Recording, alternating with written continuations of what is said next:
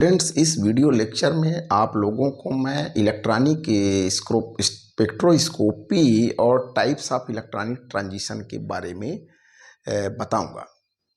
Electronic spectroscopy क्या है और इलेक्ट्रॉनिक संक्रमण के कितने प्रकार होते हैं। इलेक्ट्रॉनिक स्पेक्ट्रोस्कोपी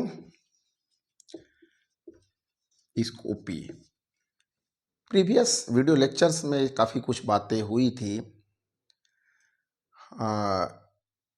हम जानते हैं कि जब किसी ऑर्गेनिक मॉलिक्यूल्स के द्वारा यूवी विजिबल लाइट का एब्जॉर्प्शन किया जाता है तो इलेक्ट्रॉनिक संक्रमण प्राप्त होते हैं। यूवी, अल्ट्रावायलेट और विजिबल लाइट का किसी ऑर्गेनिक मॉलिक्यूल के द्वारा एब्जॉर्प्शन कर लिया जाएगा तो इलेक्ट्रॉनिक संक्रमण बनेंगे, प्राप्त होंगे। अब इसमें होता क्या है कि हम इस तरीके से देखते हैं कि ये ग्राउंड स्टेट है और ये कहलाएगा एक्साइटेड स्टेट। इलेक्ट्रॉनों के द्वारा अल्ट्रावायलेट या विजिबल लाइट के एब्जॉर्प्शन से ये इलेक्ट्रॉनिक संक्रमण प्राप्त होते हैं। जब इलेक्ट्रॉन अल्ट्रावायलेट या विजिबल लाइट को ऑब्जर्व करता है तो वो लोअर एनर्जी लेवल से हायर एनर्जी लेवल्स में चला जाता है। सामान्यतः ऐसा होता है कि जो लोअर एनर्जी लेवल्स है, जिसको हम ग्राउंड स्टेट भी कहते हैं, उसमें इलेक्ट्रॉन्स पेयर्ड होते हैं और वो इलेक्ट्रॉन एनर्जी के एब्जॉर्प्शन से इलेक्ट्रॉन्स प्रमोट होकर के हायर एनर्जी लेवल्स में चला गया। Electrons are promoted in higher energy. जब अल्ट्रावायलेट विजिबल लाइट को एब्जॉर्ब करता है तो इलेक्ट्रॉन लोअर एनर्जी लेवल से हायर एनर्जी लेवल्स में चला गया। सामान्यतः जो ग्राउंड स्टेट होती है, सामान्य अवस्था होती है, उसमें इलेक्ट्रॉन पेयर्ड रहते हैं। जो उस अवस्था को हम लोग सिंगलेट अवस्था बोलते हैं। अब ये हो सकता है कि इलेक्ट्रॉन का जब प्रमोशन हो तो स्पिन में ना बदले। जो मॉलिक्यूल था वो सिंगलेट अवस्था में था तो सिंगलेट ही रहे, स्पिन जो है प्रिजर्व्ड रहे। और ये भी हो सकता है कि इलेक्ट्रॉन के प्रमोशन के समय जो स्पिन है वो उसका बदल जाए। इस तरीके से ये जो स्टेट है इसको बोलते हैं singlet state. This is singlet state and this is triplet state. यहाँ पे हम देख रहे हैं कि सिंगलेट स्टेट जो है चूंकि इलेक्ट्रॉन के स्पिन में परिवर्तन नहीं हुआ। ट्रिपलेट स्टेट जो है वो ज़्यादा स्थायी है। इलेक्ट्रॉन्स पेयर्ड हैं, इलेक्ट्रॉन्स एक दूसरे से, इलेक्ट्रॉन्स कैसे हैं, उनकी जो चक्रण है वो समांतर है और एक दूसरे से दूर है। इसलिए जो ट्रिपलेट अवस्था होती है वो सिंगलेट की तुलना में ज़्यादा स्थायी होती है। इलेक्ट्रॉन जो रिपल्सन है वो मिनिमम होता है ट्रिपलेट स्टेट में। वो ट्रिपलेट स्टेट जो है वो ज़्यादा स्थायी अवस्था है सिंगलेट की तुलना में। तो ये भी हो सकता है कि एक्साइटेड स्टेट में, ये नॉर्मल स्टेट थी, आप क्लियर हो रहे हैं, ये नॉर्मल स्टेट थी और इलेक्ट्रॉन इस लोअर एनर्जी लेवल से हायर एनर्जी लेवल्स में चला गया। तो दो प्रकार की स्थिति बन सकती है, सिंगलेट और ट्रिपलेट। सिंगलेट कब कह रहे हैं, जबकि स्पिन में कोई चेंज नहीं हुआ। यहाँ भी पेयर्ड था, वन इलेक्ट्रॉन जंप करके यहाँ गया, लेकिन ये भी ये clockwise anti clockwise, clockwise anti clockwise, clockwise anti clock, total जो स्पिन है वो चेंज नहीं हुआ है।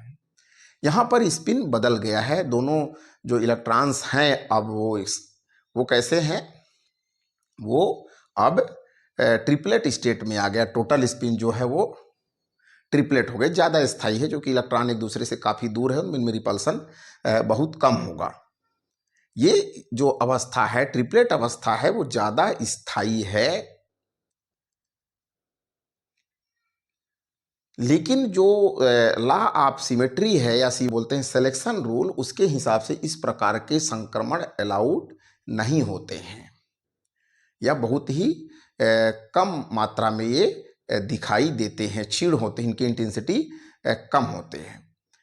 तो इलेक्ट्रॉनों के प्रमोशन से कितने प्रकार से हो सकता है, मॉलिक्यूलर ऑर्बिटल थ्योरी के अनुसार जो बॉन्डिंग परमाणुविक कक्षक जो होते हैं ऑर्बिटल्स मिल करके वो नए ऑर्बिटल्स बनाते हैं, एटॉमिक ऑर्बिटल्स मिल करके नए ऑर्बिटल्स बनाते हैं, जिनको हम लोग बोलते हैं बॉन्डिंग मॉलिक्यूलर ऑर्बिटल्स या मॉलिक्यूलर ऑर्बिटल्स बोलते हैं। एटॉमिक ऑर्बिटल्स मिल करके जब किसी अणु को बनाते हैं तो जो नए ऑर्बिटल्स बनते हैं उनको बोलते हैं मॉलिक्यूलर ऑर्बिटल्स। तो मॉलिक्यूलर ऑर्बिटल्स कितने प्रकार के होंगे? बॉन्डिंग मॉलिक्यूलर ऑर्बिटल्स होंगे और एंटी बॉन्डिंग ऑर्बिटल्स होंगे, और कुछ ऐसे भी ऑर्बिटल्स होते हैं जिनमें इलेक्ट्रॉन्स पहले से पेयर्ड रहते हैं, जिसको हम लोग नॉन बॉन्डिंग इलेक्ट्रॉन्स कहते हैं, उन बोलते हैं non bonding molecular orbital, NBMO।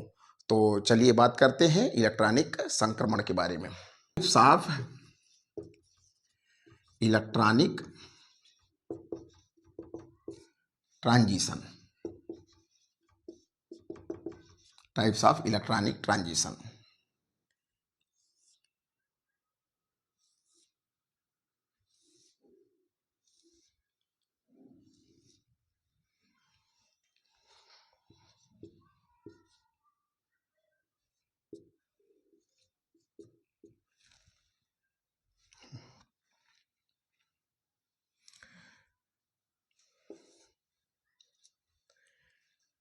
ये ऊर्जा के बढ़ते क्रम के अनुसार हैं, एनर्जी का ये बढ़ता हुआ क्रम है। एटॉमिक ऑर्बिटल्स मिल करके नए ऑर्बिटल्स बनाते हैं, जिनको हम लोग बोलते हैं मॉलिक्यूलर ऑर्बिटल्स। ये जो देख रहे हैं ये वाला जो सेट कहलाता है, ये बॉन्डिंग मॉलिक्यूलर ऑर्बिटल का सेट है, और जहाँ पे स्टार आप देख रहे हैं वो एंटी बॉन्डिंग मॉलिक्यूलर ऑर्बिटल्स हैं, और ये जो है बीच में इसको बोलते हैं NBMO, non bonding molecular orbitals. तो एटम्स मिलकर के मॉलिक्यूल्स बनाते हैं। अब मॉलिक्यूल का निर्माण कैसा होता है? परमाणुविक कक्षकों के संयोग से होता है। तो परमाणुविक कक्षक मिलकर के आणविक कक्षक बनाते हैं, और परमाणुविक कक्षकों के समान आणविक कक्षकों को भी सिंबल से दर्शाया जाता है, और उनके लिए सिग्मा, पाई, एन और पाई स्टार, सिग्मा स्टार। तो सिग्मा पाई क्या कहलाएंगे? बॉन्डिंग मॉलिक्यूलर ऑर्बिटल्स कहलाएंगे BMO, और जिनमें स्टार देख रहे हैं पाई स्टार और सिग्मा स्टार, ये कहलाएंगे एंटी बॉन्डिंग मॉलिक्यूलर ऑर्बिटल्स। और NBMO जिनकी ऊर्जा परमाणुविक कक्षकों के ऊर्जा के समान ही है, उनको बोलते हैं नॉन बॉन्डिंग मॉलिक्यूलर ऑर्बिटल्स, अनाबंधी आणविक कक्षक। जबकि परमाणुविक कक्षकों की जो ऊर्जा है वो काफ़ी कम है। तो किसी ऑर्गेनिक मॉलिक्यूल्स के द्वारा जब अल्ट्रावायलेट या विजिबल लाइट का एब्जॉर्प्शन किया जाएगा तो इलेक्ट्रॉनों का लोअर एनर्जी लेवल से हायर एनर्जी लेवल्स में प्रमोशन होता है। तो कितने प्रकार का प्रमोशन हो सकता है? किस मॉलिक्यूल में कौन सा ट्रांजिशन होगा, उस पर भी बात होगी। तो सबसे पहले अगर बात करें sigma to sigma star, electrons get promoted from sigma bonding orbitals to sigma star anti bonding molecular orbital. तो इस प्रकार के संक्रमण के लिए काफ़ी अधिक ऊर्जा की आवश्यकता होगी, हायर एनर्जी रिक्वायर्ड होगा। आप देख रहे हैं कि यहाँ से यहाँ तक का गैप कितना बड़ा है। तो इस प्रकार के जो संक्रमण होते हैं वो फार अल्ट्रा वायलेट रीजन्स में पाए जाते हैं, फार अल्ट्रा वायलेट रीजन में पाए जाते हैं। और अगर देखेंगे तो इनमें होंगे एल्केन में ही इस प्रकार के संक्रमण दिखाई देंगे, जिनमें CC बॉन्ड या CH बॉन्ड वाले सिंगल बॉन्ड वाला जो यौगिक है, जिसमें ओनली सिग्मा इलेक्ट्रॉन उस स्ट्रक्चर्स में आप देखेंगे, वहाँ पे इस तरीके के संक्रमण होते हैं। इनके संक्रमण के लिए काफ़ी अधिक ऊर्जा की ज़रूरत होगी। दूसरा जो प्रकार का जो ट्रांजिशन है उसको हम कह सकते हैं N2 sigma star transitions, N2 sigma star transitions, N2 sigma star transition. इस प्रकार के संक्रमण के लिए अपेक्षाकृत कम ऊर्जा की जरूरत होगी सिग्मा से सिग्मा स्टार के तुलना में। और ये किस यौगिकों में पाए जाएंगे? जो हैलोजेंस होते हैं, एल्किल हैलाइड्स होते हैं, उनमें इस प्रकार मतलब कि सिग्मा बॉन्ड्स भी हैं और साथ ही साथ उसके पास नॉन बॉन्डिंग इलेक्ट्रॉन्स भी हैं, तो उनमें इस प्रकार के ट्रांजिशंस देखे जाएंगे। एल्किल हैलाइड जैसे आपका CH3Cl है,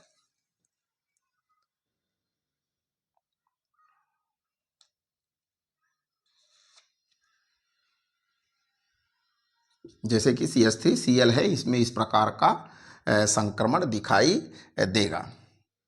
थर्ड अगर हम लोग बात करें तो ये N2 pi star transition, N2 pi star transition सबसे कम ऊर्जा की जरूरत होती है। लोएस्ट एनर्जी वाला जो ट्रांजिशन है वो N2 पाई स्टार ट्रांजिशन। इस प्रकार के संक्रमण के लिए सबसे कम ऊर्जा की जरूरत होगी। यहाँ गैप भी आप देख रहे हैं कि काफ़ी कम है।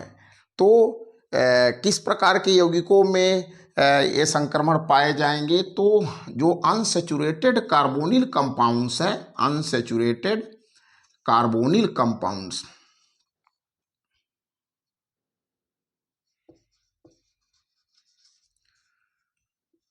कार्बोनिल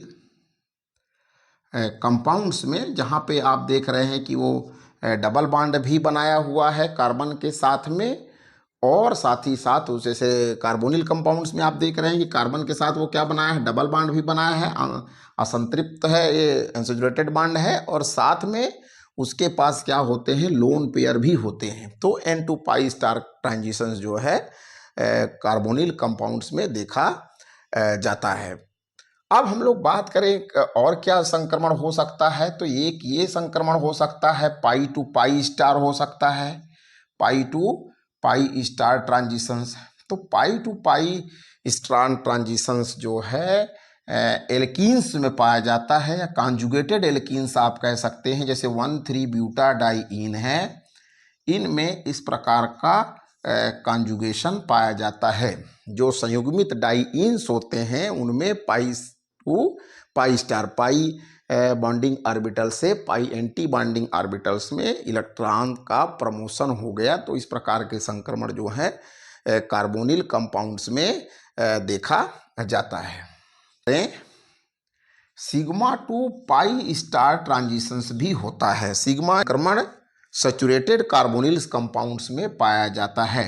सैचुरेटेड कार्बोनिल कंपाउंड्स में इस प्रकार का संक्रमण पाया जाएगा, जैसे कि एसीटोन है, for example acetone. Saturated carbonyl compounds के केस में इलेक्ट्रॉन्स का प्रमोशन सिग्मा से पाई स्टार में होगा।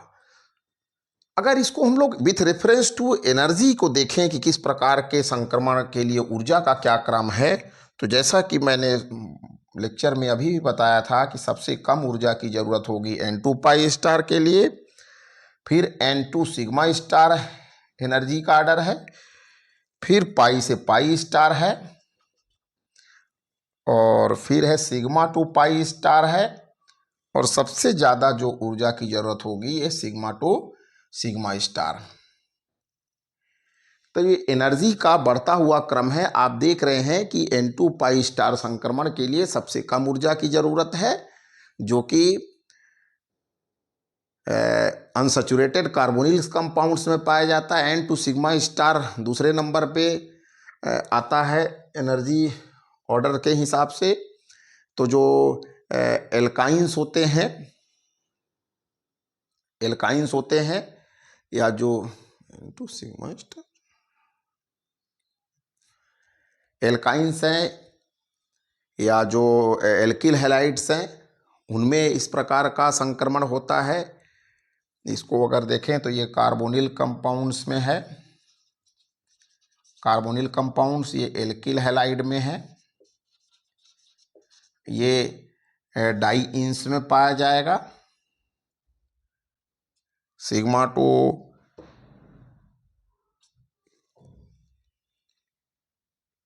पाई स्टार ये भी कार्बोनिल कंपाउंड्स में है, और ये एल्केन्स में या साइक्लो एल्केन्स में इस तरीके के संक्रमण होंगे।